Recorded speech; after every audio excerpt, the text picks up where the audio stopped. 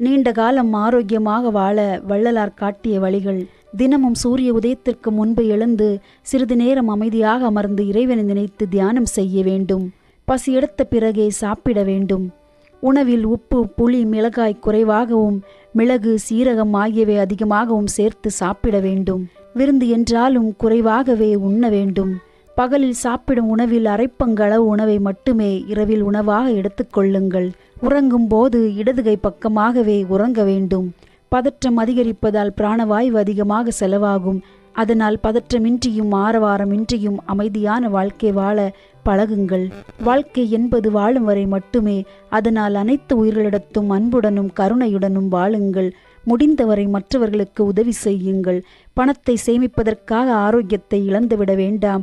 வாழும் வரை ஆரோக்கியமாக வாழ முயற்சி செய்யுங்கள். மரணத்திற்கு பிறகு என்னாகும் என்று ஒருபோதும் சிந்திக்க